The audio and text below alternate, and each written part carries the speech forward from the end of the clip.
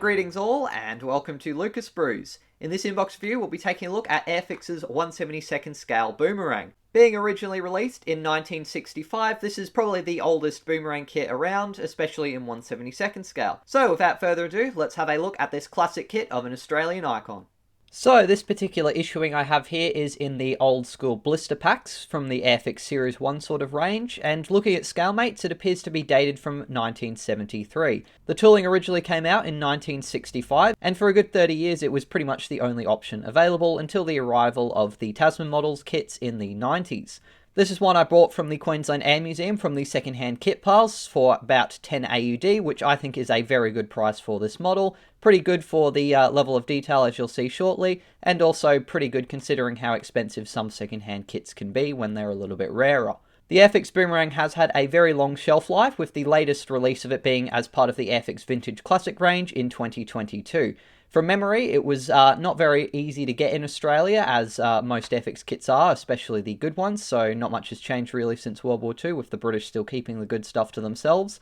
But obviously it was a very popular kit as well, so it sold out pretty quick as far as I know, so I wasn't able to get a hold of one of the Vintage Classic releases. So the box art for this issuing is pretty similar to the other ones we see, and it's a lovely piece by Roy Cross, showing a couple of boomerangs flying into a sort of river valley and strafing some Japanese tanks and infantry crossing a river.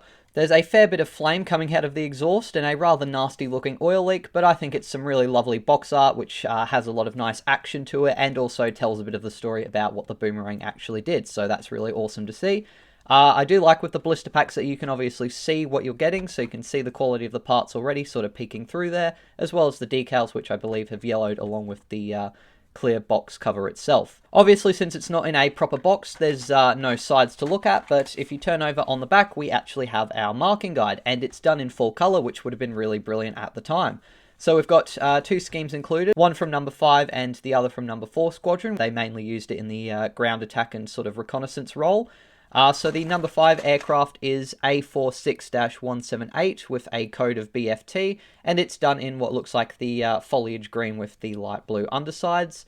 I believe it's calling out Humbrol colours here, and I'm not sure if they'd be terribly accurate, but luckily reasonably simple to research the colours and figure out the more accurate ones, or you could just go with Humbrol if you want a nice classic build experience. The second scheme is the one I think looks best, and that's from number 4 squadron, aircraft A46-117. And it's got, as well as the foliage green and blue undersides, a bit of sort of flat earth camouflage patterning, and the rear part of the horizontal stabilizers and tail have been painted white with a blue stripe. The white was done a lot in the Pacific Theatre for identification. You also often see white bands on the wings, as well as the whole rear section of the aircraft being painted white, and I think it looks really good, especially with that little bit of blue at the top there, so I'm probably going to go with that scheme, but we'll talk about decals a little bit later on. As well as the marking guide, you also have your instructions on the back here, which I'd imagine would be a bit of a pain if you ended up cutting the box out from the front, but luckily I think you can just pull it off the front, which is what I'll do. But the instructions are fortunately pretty simple, given that it's not a terribly complicated kit. Assembly obviously starts with the interior here, with basically nothing but a seat and a pilot for the cockpit. But once that's been done, you can then glue the two fuselage halves together and assemble the engine. The engine itself comes with two parts for the cylinder rows, and then a little pin at the back of them, which you obviously, if you don't glue to them, can then glue to the propeller, and that will allow it to rotate. But that gets stuck in between the cowlings there, and once that's done, you can then glue that to the front of the fuselage. The wings come in 3 parts, with a lower piece and then 2 upper halves, and then you can attach them to the fuselage along with the horizontal stabilizers and the canopy area. So it looks like for the canopy we've got the 2 rear windscreens as separate pieces, and then a single piece for the front one. After that, you can add the exhaust here into the right side of the aircraft, and then on the underside, we've got the option to add the belly tank for extended range, also the tail wheels, cannons, and pitot tube. And finally, we then got the main landing gear, which comes in about 4 pieces for each side, with the 2 separate landing gear doors, and then the strut and wheel. So a pretty simple looking kit to assemble, nothing too complicated there. So we might as well open this one up and have a look at the plastic parts. So I'm just going to carefully peel away the front here. So probably not terribly surprising for a kit that's been around for a good probably 50 years. Some of the bits have come off the sprues, but most of them do actually seem to be intact. So I'll sort this out and we'll have a look at them one by one. So first up, we've got the two fuselage halves here, and as you can see, the details in terms of all the riveting and panel lines are pretty much all raised. They have done a recess for the rudder and the sort of trim surface there, as well as the cow flaps, but otherwise all of the panel lines are raised, and there's a lot of raised rivet details. They don't look terribly out of scale. I've seen them worse on other Airfix models, although I'm not sure if it's very accurate for there to be rivet details on the rear fuselage here, as this section would have been made out of wood. Both fuselage sides are pretty similar, the only difference being really the exhaust position there on the right side. They have moulded a little bit of the sort of main instrument panel to the front part of the fuselage there, which doesn't look too inaccurate in terms of its general shape, but it would be a little bit deeper, and there's not really any internal detailing, just these little positioning lugs to help line up the seats. So I'd say not too bad considering the age of the kit, and generally the shape looks pretty decent and accurate. I'm sure if you look really closely on plans there might be a few little inaccuracies here and there, but generally looking pretty good. Having a look at the wings, they're pretty much the same in terms of their detailing being all raised, including for the access hatches. We've got some nice details in terms of the holes drilled out for the ejection ports for the cannons, and we've also got the bulge there for where the ammunition would go. I think these outer ones might be for machine guns, but I don't know if I've actually seen those depicted on the other Boomerang kits. So yeah, and also the ailerons here appear to have rivet details on them, but I think they would have been fabric. But otherwise, not looking too bad, and the shape is definitely that iconic sort of boomerang-looking shape that the wings had on the, the Boomerang, and of course very similar to the WWII. The upper surface here also has raised details with raised panel lines and rivet details on the ailerons. They have done a nice job though doing the raised sort of structural element that goes on the wings there, and they've done it on the underside as well.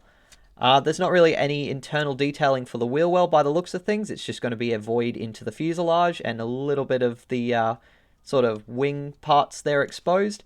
Although they have got a nice square lug here to line up the landing gear with, so that should make them nice and solid.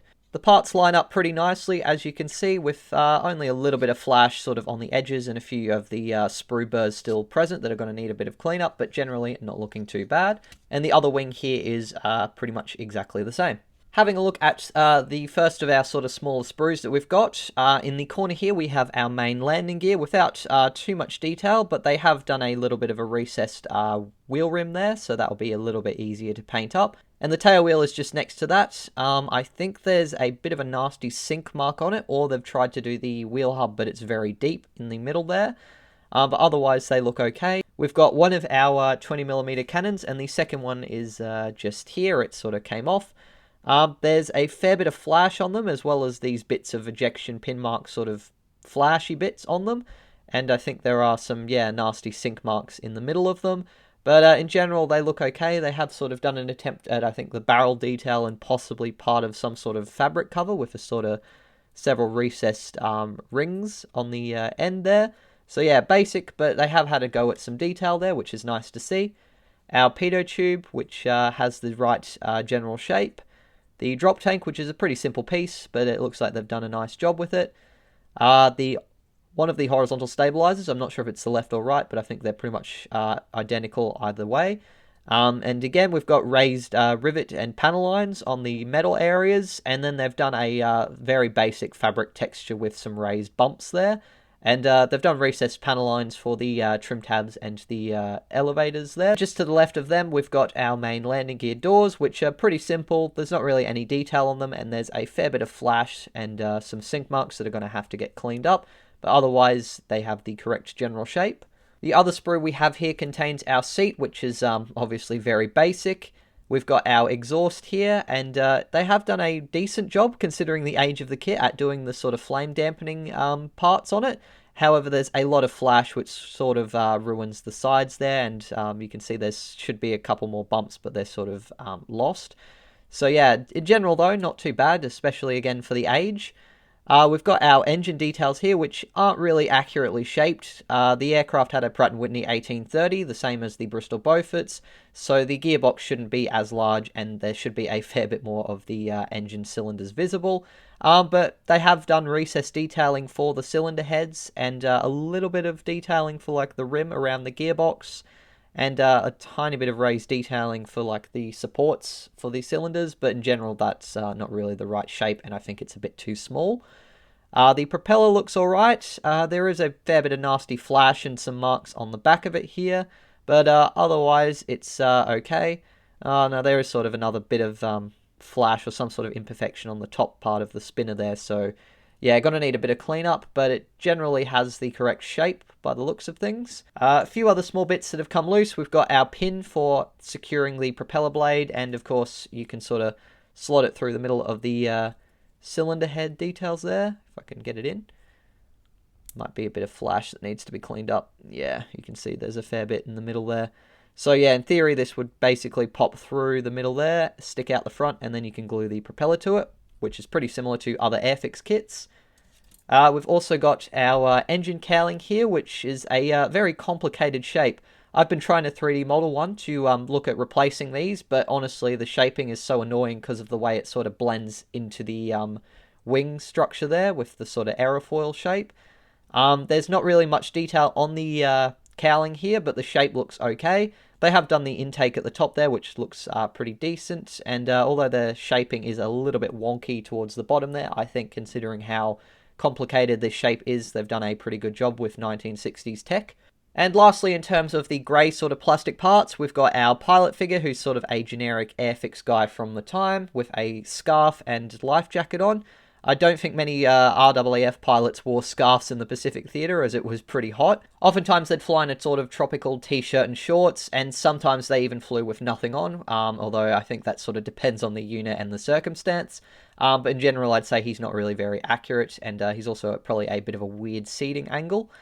And of course, we've got the other horizontal stabilizer, and it's pretty much the exact same as the other one. In terms of clear parts, we actually have a second sprue here with a clear Airfix stand, so a very nice vintage one. I don't tend to display my models in flight because I like to have the landing gear down in case I ever want to do a stop motion with them where they're on the ground. But I know a lot of folk really love these stands, so it's great that it's included, so you've got that option there to have it in flight. I don't know if I saw on the wings an option to actually drill out any spot to slot the aircraft to, so maybe they never engineered this kit to have a stand, but at some point they just chucked in a stand. So it looks like you're going to have to do your own bit of cutting to actually put this aircraft on a flight stand. The canopy parts are quite thick, and unfortunately there seems to be a lot of scratches and distortions on them. And the framework detail is pretty much flat, and it's sort of like a Hasegawa kit. It's just a very thin raised line for the edge of the framework, so they're not really raised and defined, so it's going to be an absolute pain to mask up.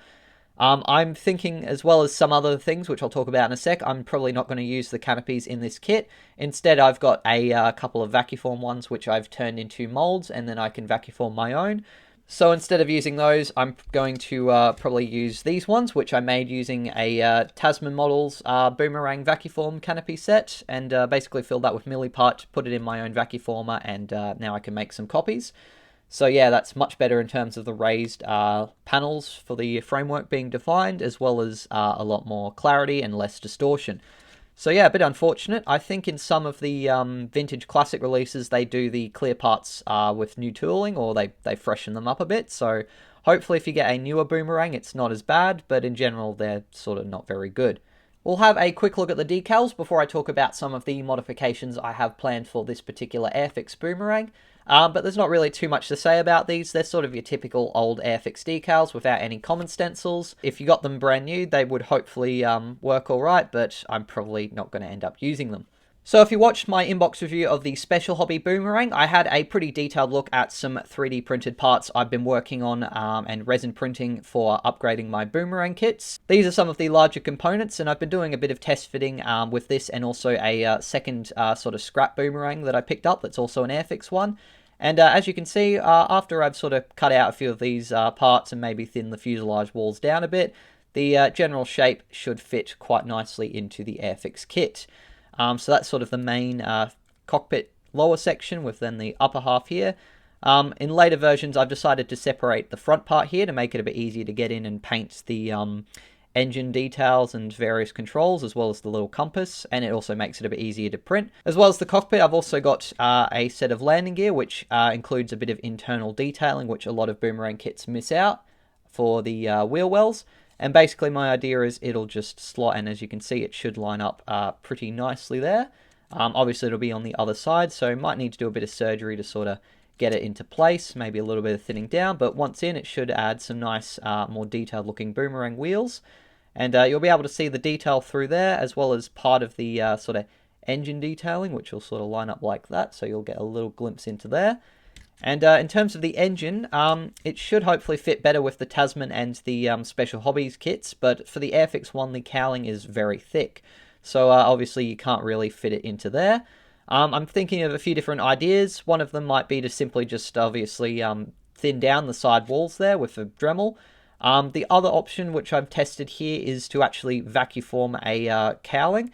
So using a spare one from the other Boomerang kit I've got, I just filled it up with a bit of milliput, popped it in my vacuformer like I did with the Canopies, which will need a little bit of cleanup, but once that's done, I'll be able to then slot the engine in like so, and obviously once that's drilled through, the gearbox will sit a bit nicer, and everything will sort of then hopefully line up pretty nicely there.